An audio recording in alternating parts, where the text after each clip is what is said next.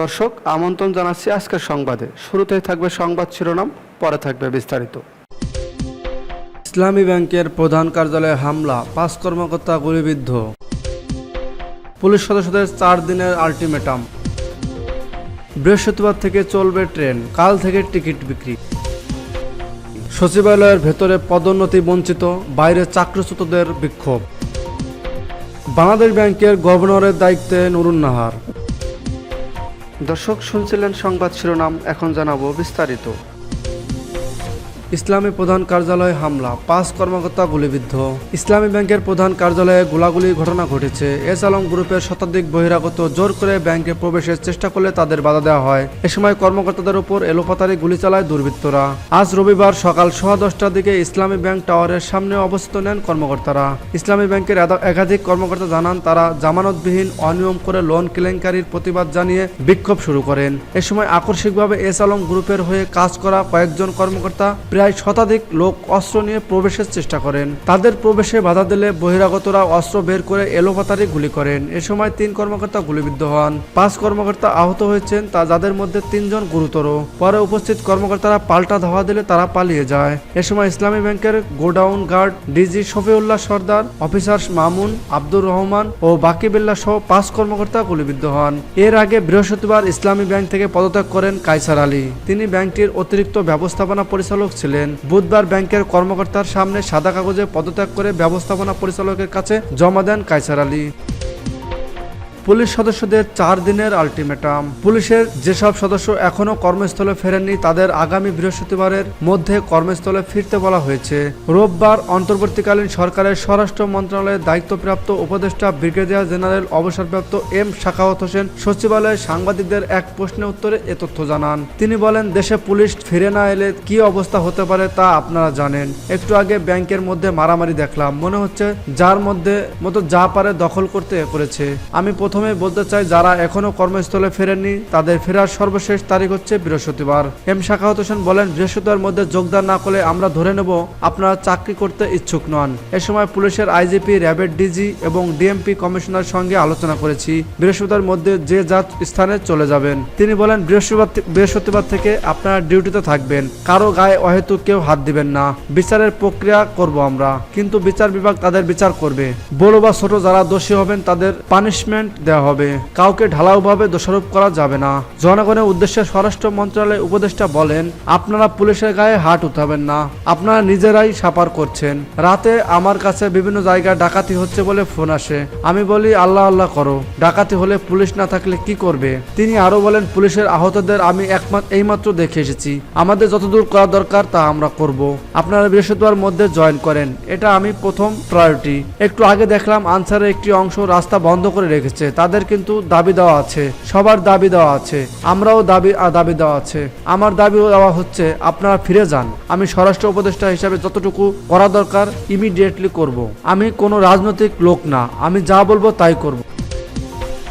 বৃহস্পতিবার থেকে চলবে ট্রেন, কাল থেকে টিকিট বিক্রি। আগামী 15 আগস্ট থেকে বাংলাদেশ আন্তনগর ট্রেন চলাচল শুরু করবে। সোমবার বিকাল 5টা থেকে টিকিট বিক্রি শুরু হবে। রোববার বিকেলে বাংলাদেশ রেলওয়ে পরিচালক গণসংযোগ মোহাম্মদ নাহিদ হাসান এক খুদে বার্তায় বিষয়টি জানিয়েছেন। এতে আরও বলা হয়, সোমবার থেকে মালবাহী ট্রেন, মঙ্গলবার থেকে mail express, local commuter train চলাচল করবে। তবে পারাবাত ও জামালপুর এক্সপ্রেস ট্রেনের চলাচল সাময়িক বন্ধ থাকবে।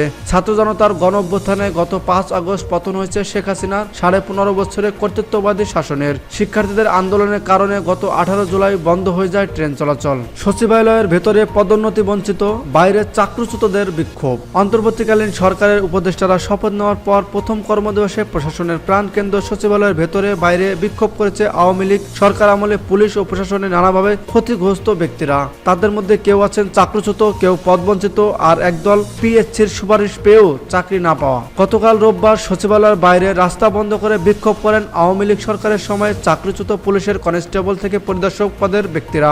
অন্যদিকে সরকারি কর্ম কমিশন থেকে বিসিএস 28তম ব্যাচ থেকে 42তম ব্যাচে বিভিন্ন ক্যাডারের সুপারিশপ্রাপ্ত হওয়ার পরও নিয়োগ বঞ্চিতরা জনপ্রশাসন মন্ত্রণালয়ে জড়ো হন। এদিকে আওয়ামী লীগ সরকারের আমলে পদোন্নতি বঞ্চিত কর্মকর্তারা তাদের বিক্ষোভ অব্যাহত রেখেছেন। এছাড়াও বেলা 11টার দিকে সচিবালয়ের সামনে রাস্তায় একদল ছাত্র জনতা বর্তমানে কর্মরত সচিবদের পদত্যাগের দাবি জানিয়ে বিক্ষোভ করেন। ছাত্র জনতা জনতার আন্দোলনের মুখে আওয়ামী লীগ সরকারের পতন হয় গত সোমবার। এরপর 3 দিন দেশে সরকার ছিল না। বৃহস্পতিবার অন্তর্বর্তীকালীন সরকার গঠিত হয়। শুক্রবার ও শনিবার ছুটির পর আজ সপ্তাহের প্রথম কর্মদিবসে সবার চোখ ছিল সচিবালয়ের দিকে। সরেজমিনে দেখা যায় বিভিন্ন মন্ত্রণালয়ের গুরুত্বপূর্ণ পদগুলোতে যারা ছিলেন সোমবারের পর থেকে তারা অফিসে আসছেন না। অন্যদিকে যারা 15 বছর ধরে পদবঞ্চিত ছিলেন তারা মঙ্গলবার থেকে জনপ্রশাসন মন্ত্রণালয়ে বিক্ষোভ ও অসন্তুষ্ট জানাচ্ছেন। আজও সকাল থেকে তারা তাদের অবস্থান জানান দেন। এরই মধ্যে পদবঞ্চিতরা একটি তালিকা তৈরি করে জনপ্রশাসন মন্ত্রণালয়ে জমা দেন। যত দ্রুত সম্ভব তাদের পদোন্নতি দেওয়ার দাবি জানান। এদিকে শেখ হাসিনা সরকারের সময় দায়িত্ব পালন করা সচিবদের পদত্যাগ ও শাস্তির দাবি জানিয়ে আজ বেলা 11টায় সচিবালয়ের সামনে বিক্ষোভ করেন ছাত্রদল ও জনতা। এ সময় তারা সচিবালয়ের সামনে অবস্থান নেন। তারা সচিবদের বিচারের দাবিতে স্লোগান দিতে থাকেন। সচিবদের অপসারণের দাবি করেন তারা। সচিবালয়ের প্রথম গেটে দায়িত্বে থাকা সেনাবাহিনীর কর্মকর্তারা গেট বন্ধ করে দেন। এ সময় কিছু সময়ের জন্য সচিবালয়ের সামনে যানবাহন চলাচল বন্ধ হয়ে যায়। পরে তারা সরে গেলে যানবাহন চলাচল স্বাভাবিক হয়। অন্যদিকে দুপুরের দিকে 28তম বিসিএস থেকে 42তম বিসিএস এ নিয়োগ বঞ্চিতরা জনপ্রশাসন মন্ত্রণালয়ের সামনে জড়ো হন। তাদের দেওয়া তথ্য মতে সবচেয়ে বেশি নিয়োগ বঞ্চিত করা হয় 33তম বিসিএস এ। এই সংখ্যা 113 জন। এছাড়া 29তম বিসিএস এ 69 জন, 36তম বিসিএস এ 69 ও 37তম বিসিএস এ 61 জনকে নিয়োগ বঞ্চিত করা হয়। তারা বলেছেন পিএসসি থেকে সুপারিশপ্রাপ্ত হওয়ার পর তাদের নিয়োগ বঞ্চিতরা করা হয়েছে। তাদের নিয়োগ দিতে জনপ্রশাসন মন্ত্রণালয়ে আবেদন করা হয়েছে।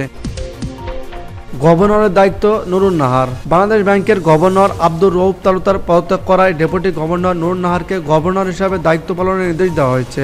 গতকাল রোববার অর্থ মন্ত্রণালয়ের আর্থিক প্রতিষ্ঠান বিভাগ উপসচিব আফসানা বিলকিসের স্বাক্ষরিত এক আদেশে এ তথ্য জানানো হয়। এতে বলা হয়েছে বাংলাদেশ ব্যাংকের গভর্নর আব্দুর রউফ তালুকদার পদত্যাগজনিত কারণে 11 আগস্ট থেকে নতুন গভর্নরের যোগ দেওয়ার আগ পর্যন্ত দৈনন্দিন কার্যক্রম অব্যাহত রাখার স্বার্থে বাংলাদেশ ব্যাংকের ডেপুটি গভর্নররা স্ব ক্ষেত্রে তাদের দৈনন্দিন কার্যক্রম সম্পাদন করবেন। আব্দুর রউফ তালুকদারের পদত্যাগের পর গভর্নর ছাড়াই কেন্দ্রীয় ব্যাংক চলছে একদিন। এ পরিস্থিতিতে ডেপুটি গভর্নর নুরুন নাহারকে গভর্নরের দায়িত্ব দেওয়া হলো। এর আগে শুক্রবার দুপুরে আর্থিক প্রতিষ্ঠান বিভাগের সচিব মোহাম্মদ আব্দুর রহমান খানের কাছে পদত্যাগপত্র পাঠান গভর্নর আব্দুর রউফ তালুকদার। সেখানে তিনি পদত্যাগের জন্য ব্যক্তিগত অসুবিধার কথা উল্লেখ করেন। তবে এ বিষয়ে সচিব আব্দুর রহমান খান কোনো মন্তব্য করেননি। গত 5 আগস্ট প্রধানমন্ত্রী পদ থেকে শেখ হাসিনা পদত্যাগের পর বাংলাদেশের ব্যাংকে যাননি গভর্নর আব্দুর রউফ তালুকদার। এমনকি তিনি তার বাসভবন গভর্নর হাউসেও নেই বলে জানা গেছে।